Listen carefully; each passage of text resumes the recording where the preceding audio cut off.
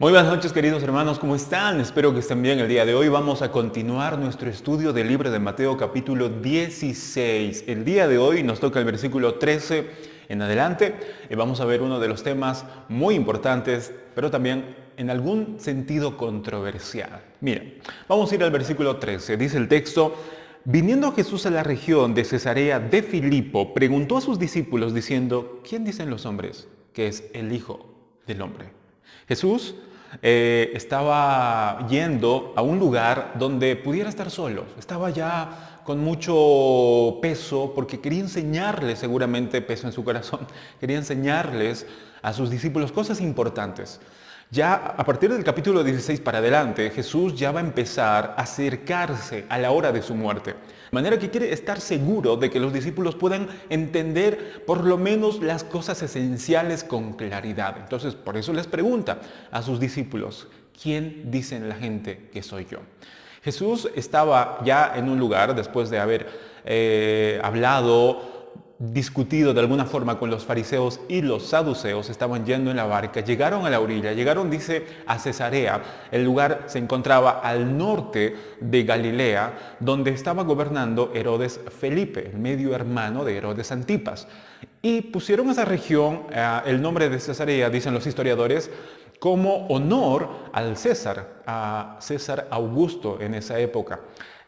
Porque en ese tiempo se adoraban a los césares, a los emperadores romanos, pero también en esa región, aparte de que era muy bonito vegetalmente, y aparte era un lugar donde había muchos dioses. Sí, había muchos dioses, porque ya estaba más o menos en el territorio gentil. Había dioses, por ejemplo, de Baal, había un dios llamado Pan, más o menos, y también había una cueva en el cual se dice que era la fuente principal del río Jordán.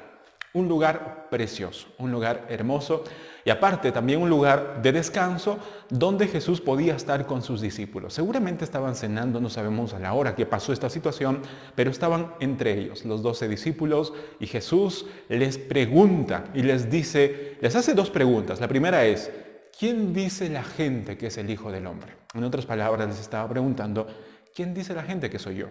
¿Han escuchado? Entonces le responden los discípulos, les dicen, bueno, algunos dicen que eres Juan el Bautista, otros dicen que eres el profeta Elías, otros dicen que eres incluso el profeta Jeremías o algún otro profeta.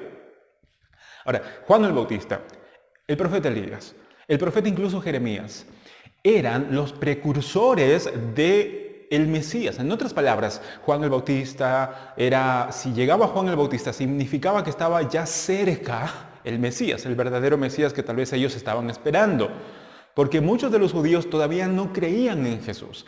Entonces, el hecho de que asociaran a Jesús con Juan el Bautista, con el profeta Elías, con el profeta Jeremías, era como decir, wow, hay un profeta aquí, por lo menos hay un profeta.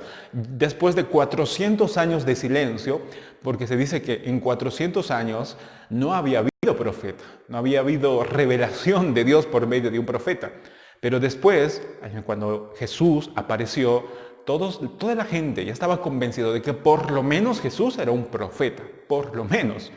Pero no había nadie que podía asegurar y estuviera seguro de que Jesús era el Hijo de Dios. Y la segunda pregunta va por ese lado. Por eso Jesús les dice en el versículo 15, dice, Él les dijo, ahora, vosotros, ¿quién decís que soy yo? Esa pregunta es la más importante. ¿Quién dicen ustedes que soy yo? ¿Piensan que soy Juan el Bautista? ¿Piensan que soy el profeta Elías? ¿Piensan que soy el profeta Jeremías? ¿Quiénes dicen ustedes que soy yo? Tal vez en ese momento los discípulos han estado preguntándose, viéndose la cara uno al otro, diciendo, ¿y ahora quién va a hablar? ¿Quién va a responder? Entonces ahí sale el líder de los discípulos. ¿Quién era el líder de los 12 discípulos? Pedro. Pedro siempre salía adelante, muchas veces para mal, pero otras veces para bien también. En este caso fue Pedro que probablemente habló a nombre de los 12 y le dijo estas palabras que quedaron registradas en las Escrituras para que nosotros podamos ver algo impactante. Miren lo que pasó. Dice el versículo 16. Respondiendo Simón que era el nombre de Pedro también, Simón Pedro dijo, tú eres. Es muy probable que tal vez le miró a los ojos a Jesús y le dijo, tú eres el Cristo. El Cristo aquí implicaba que Él era el Mesías, el esperado. No solamente era un precursor, no solamente era un embajador como Juan el Bautista, alguien que tal vez iba a preparar el camino. No, Jesús era el Cristo. Y Cristo significaba tres cosas. Significaba que era primero profeta, significaba que era el sumo sacerdote, significaba que era el rey. Todo eso implicaba Mesías, el Cristo. El Hijo del Dios viviente. El Hijo del Dios viviente, no de esos dioses que hay aquí en Cesarea. Probablemente, tal vez esa era la razón, tal vez para diferenciar a Cristo, el Hijo del Dios viviente, entre los demás dioses que estaban ahí en Cesarea, Baal, el dios Pan, otros dioses, muchos otros dioses, incluso el César, que también se le adoraba como un dios divino. Tú eres el Hijo del Dios, eres el Cristo, el Hijo del Dios viviente. Y mira lo que pasó. Jesús le dice, versículo 17 en adelante. Entonces le respondió Jesús. Miren lo que le dijo Jesús. Bienaventurado eres, Simón. No le dice Pedro, le dice Simón, su nombre con el cual Jesús lo conoció, Simón, porque después le cambió el nombre a Pedro. Pero el primer nombre de Pedro era Simón, hijo de Jonás. Simón, hijo de Jonás, un nombre normal, un nombre corriente. El hijo de un hombre, de un pescador. ¿Por qué eres bienaventurado, Simón? Le dice Jesús. Porque no te lo reveló. O sea, lo que tú acabas de decir, no te lo reveló ni carne ni sangre, sino mi Padre que está en los cielos. La gente que no tiene la revelación del Dios Padre, nunca va a poder estar seguro de que Jesús es el Hijo de Dios. Cuando tú preguntas a las personas, cualquier persona que no conoce a Cristo, y le dices, ¿quién crees que es Jesús? Las personas generalmente dicen, bueno, Jesús era un profeta, Jesús era un buen hombre, Jesús era, no sé, un revolucionario.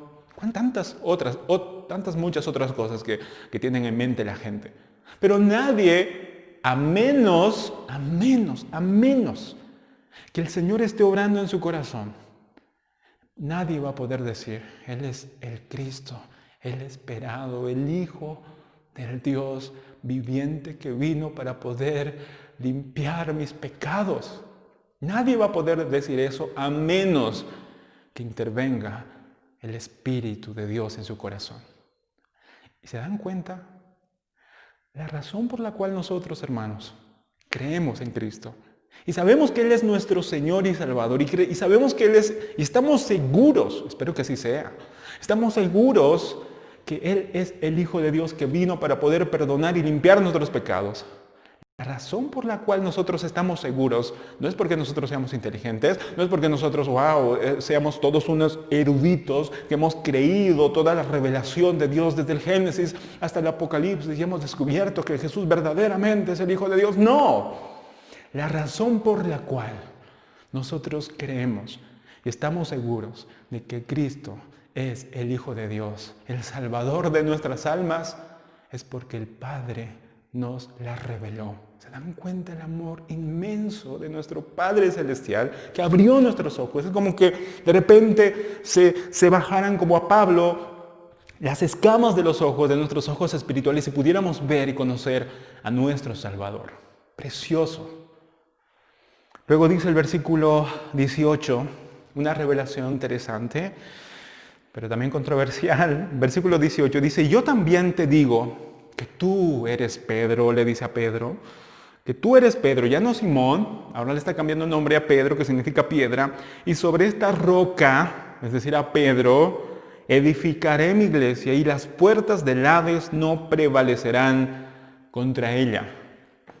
Aquí en este texto ha habido tanta controversia durante tantos años y era una de las razones por las cuales nosotros, como la iglesia protestante, tuvo que salir de la iglesia católica romana porque los católicos romanos toman este texto para poder avalar la autoridad suprema, en este caso del Papa.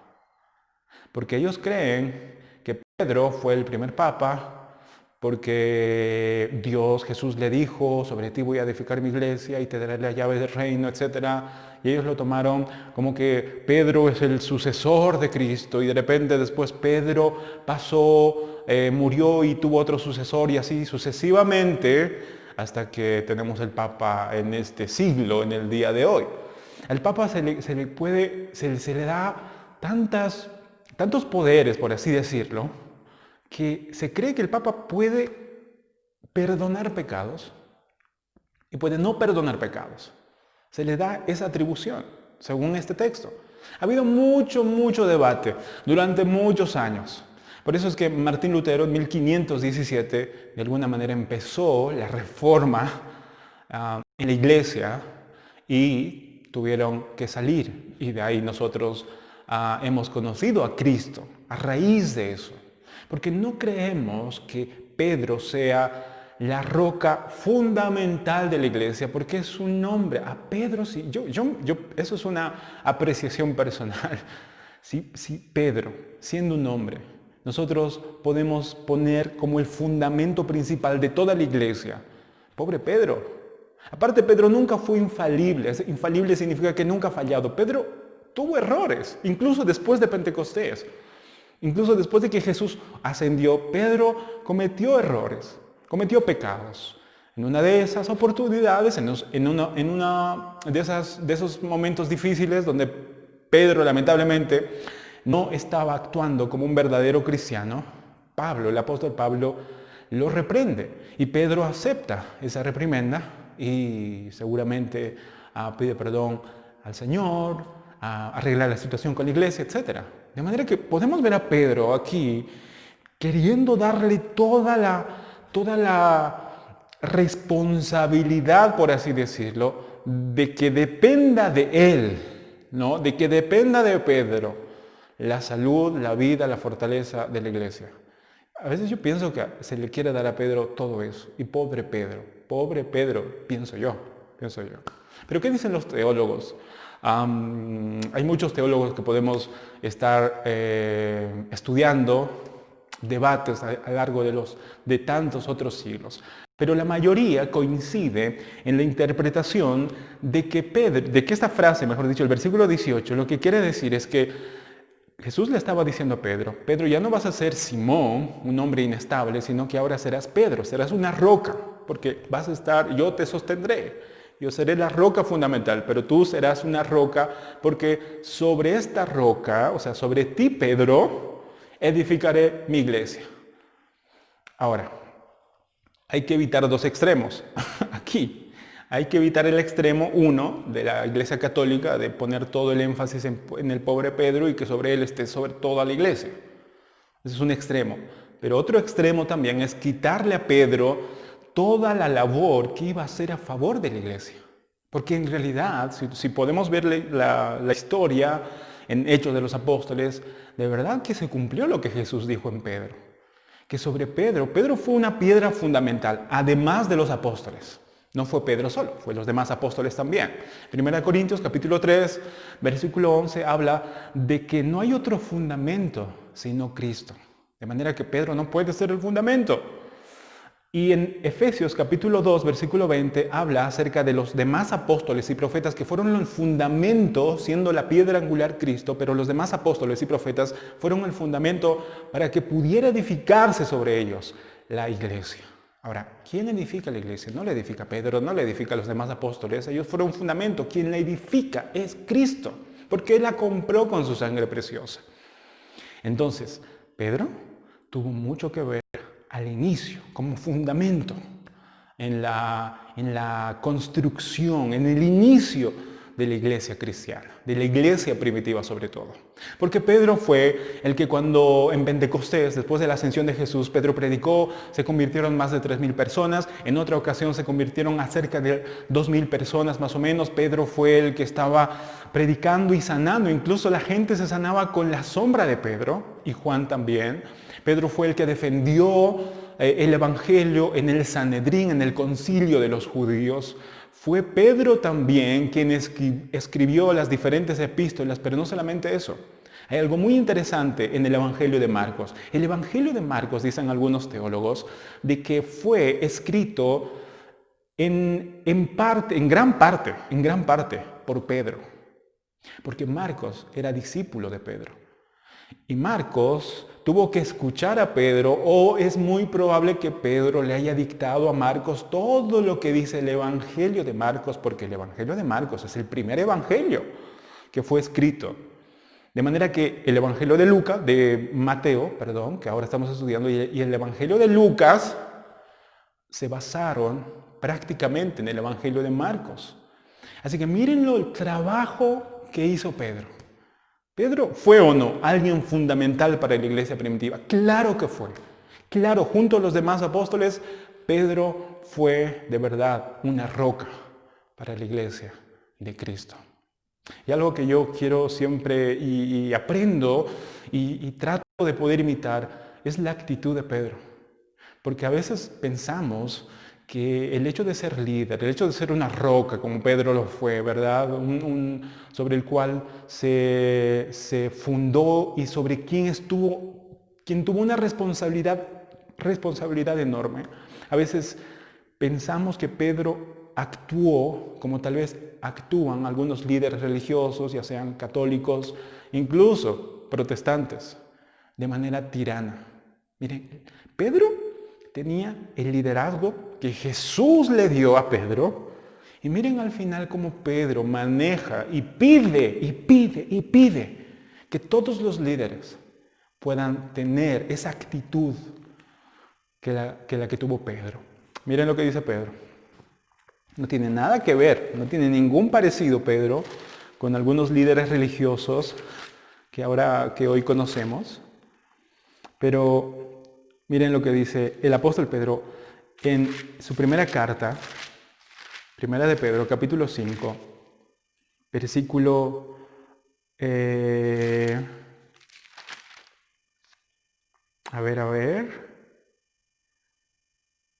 versículo 2 y 3. Miren cómo Pedro, la gran roca sobre quien fue edificada la iglesia, manejó su liderazgo. Y pide que todos los que se creen incluso sucesores de Pedro, o alguien como así, porque no solamente en la iglesia católica hay líderes que actúan de manera déspota, de manera insensible, ¿no? Como dictador, también en la iglesia cristiana evangélica, en el protestantismo también ha habido y tal vez hay gente así. Pero miren a Pedro, cómo manejó y cómo pide que se lidere. Versículos 2 y 3, primera de Pedro 5, 2 y 3 dice: apacentad la grey de Dios que está entre vosotros, cuidando de ella, no por fuerza, dice Pedro, sino voluntariamente, no por ganancia deshonesta, sino con ánimo pronto. Y miren el versículo 3, no como teniendo señorío sobre los que están a vuestro cuidado, sino siendo ejemplos de la grey, del rebaño. Grey significa rebaño del Señor. Miren la actitud de Pedro, de la roca. Que a veces uno pensamos, tienes que ser roca, tienes que ser fuerte. Pero miren cómo Pedro, de alguna manera, modeló.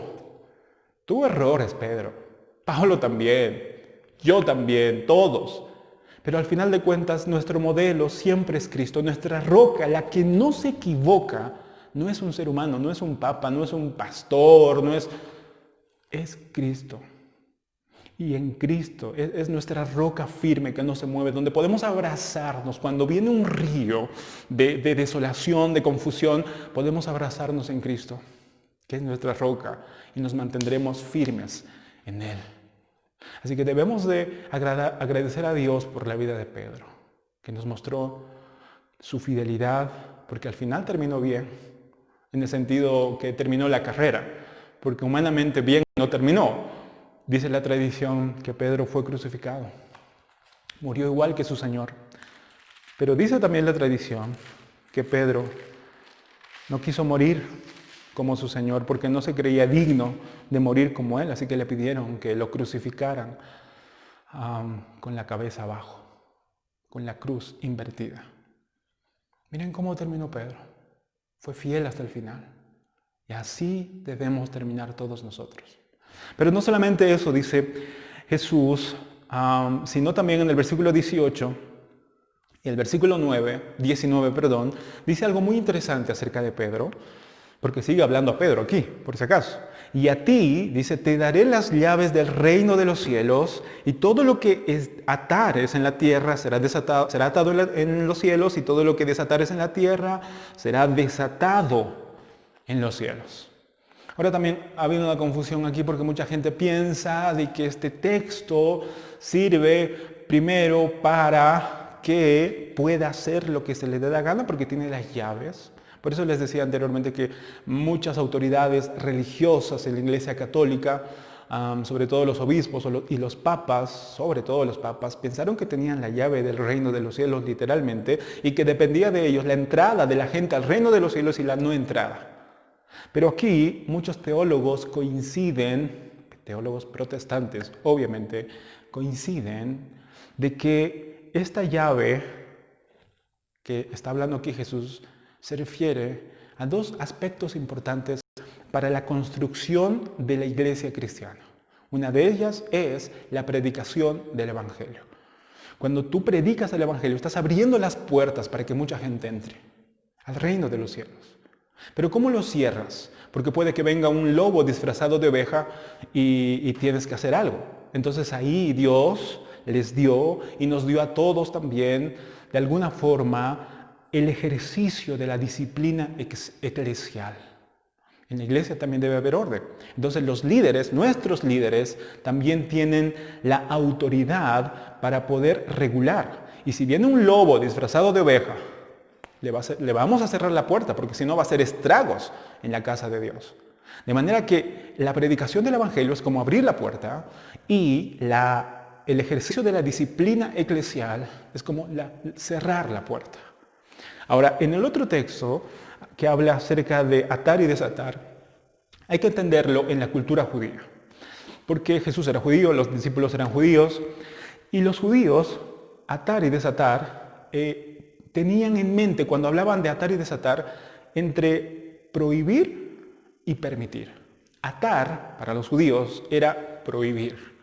Y desatar era permitir. Entonces, si nosotros podemos estudiar este texto en relación con el contexto también cultural judío de esa época, tranquilamente podemos deducir que lo que Jesús les está diciendo es que ustedes como líderes, tú Pedro, más los demás apóstoles, tendrán la responsabilidad de prohibir cosas, no atar personas. O sea, no se refiere a atar demonios y te ato Satanás, no tiene nada que ver, no tiene nada que ver.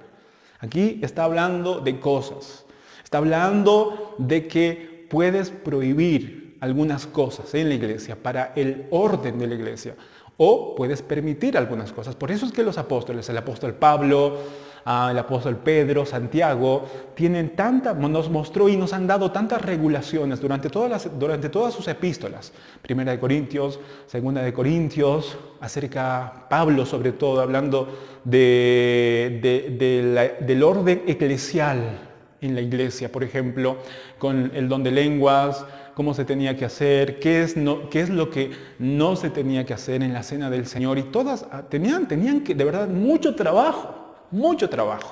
Y ellos tenían la autoridad de atar y desatar, es decir, de prohibir, eso significa atar, y desatar era permitir. Es que muchos coincidimos, yo también, podemos coincidir de qué es lo que se refería Jesús en cuanto a Pedro. Y luego el versículo 20 dice, entonces mandó a sus discípulos que a nadie dijesen que Él era Jesús, el Cristo. ¿Por qué? Porque dice William Hendriksen, uno de los comentaristas, dice él, porque es muy probable de que Si la gente se enteraba que Jesús era el Cristo, tal vez iba a ser un motivo poder incentivar la llama de la revolución en ese momento, porque los judíos querían librarse de todas las formas posibles o de cualquier forma posible de los romanos. Entonces buscaban cualquier pretexto y estaban esperando al Mesías, no para liberarles de sus pecados. Lo que ellos estaban esperando es que liberen del yugo de los romanos. Entonces Jesús les dice, todavía no les digan a nadie que yo soy el Cristo. No les digan. Llegará el momento donde tendrán que predicar el Evangelio a toda criatura. Todavía no, todavía no. Es increíble este texto. Sé que podemos aprender mucho, pero mucho de eso. Yo quiero animarles a que podamos seguir estudiando. Yo, de verdad, simplemente he tratado de resumir, pero hay tanto y tanto que aprender en estos textos que también han sido de mucha controversia, mucha política, mucha polémica. Política, no sé si política, pero mucha polémica. Pero ¿qué podemos aprender para nuestras vidas prácticas en este texto? Yo creo que podemos aprender dos cosas. En primer lugar, si podemos mirar a Cristo como el Hijo de Dios, nuestro Salvador, nuestro Señor, no es porque nosotros seamos inteligentes o buena gente, sino porque nuestro Padre Celestial nos quitó las vendas de nuestros ojos y podemos ahora ver a Cristo como el tesoro que jamás hemos imaginado. Y debemos dar gracias a Dios por eso, hermanos.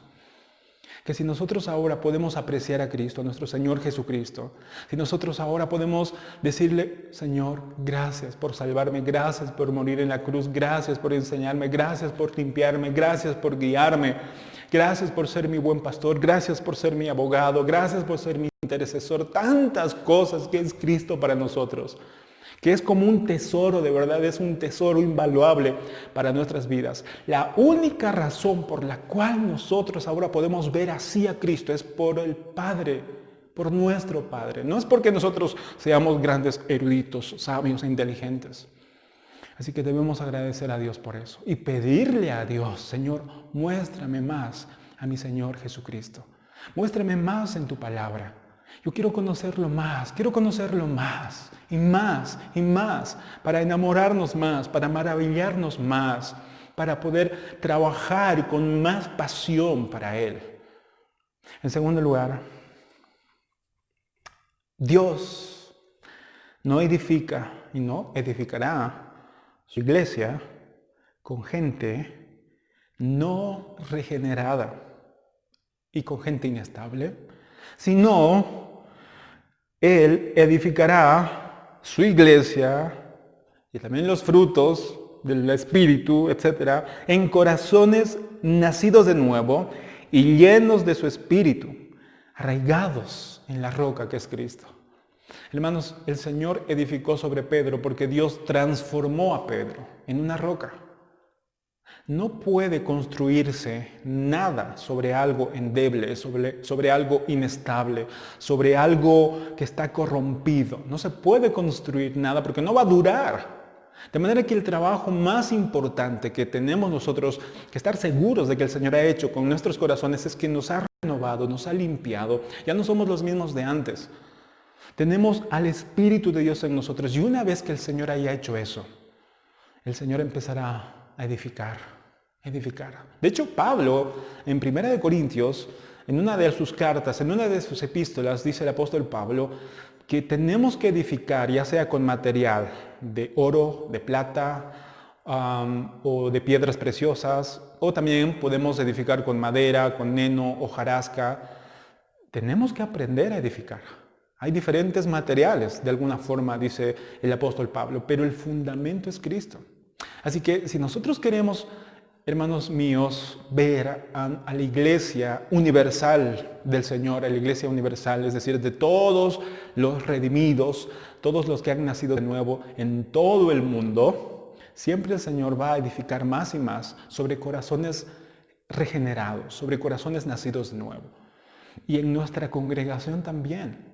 No vamos a poder ver la mano del Señor, no vamos a poder ver esas cosas maravillosas que el Señor puede hacer si nuestros corazones no están regenerados, si no somos cristianos de verdad. Podemos tal vez ser aficionados, pero tal vez no somos nacidos de nuevo. Entonces no se puede edificar absolutamente nada, a menos que el Señor haga este trabajo en nosotros y nos haya hecho nacer de nuevo para que cada uno de nosotros podamos ver cómo el Señor está edificando poco a poco y podamos notar y podamos ver el fruto de su Espíritu Santo en nuestras vidas. Hermanos, anhelo en mi corazón que Dios esté edificando su iglesia, que siga edificando su iglesia, con el fundamento que es Él, con el fundamento que nos ha dado los apóstoles y los profetas también. Y el fundamento lo podemos ver aquí en la palabra de Dios. De manera que esto es nuestro fundamento para nosotros. Cristo es la piedra angular. Y tenemos que seguir edificando, tenemos que seguir creciendo a la estatura de nuestro Señor Jesucristo. Nuestro modelo, nuestra meta es Cristo, siempre Él. No nos comparemos con nadie, ni con nuestro hermano, ni con nuestra hermana. No nos comparemos con ellos. Nos comparemos con Cristo. Cada día me parezco más a Él. Nos parecemos más a Él. Actuamos como Él. Hermanos, que Dios nos ayude a ser más como nuestro Salvador. Que Dios les bendiga mucho, queridos hermanos. El día de mañana, Dios mediante, vamos a continuar con este estudio del capítulo 16 de este libro de Mateo. Que Dios les bendiga. Muchas bendiciones, querida congregación Kairos, y mucho ánimo.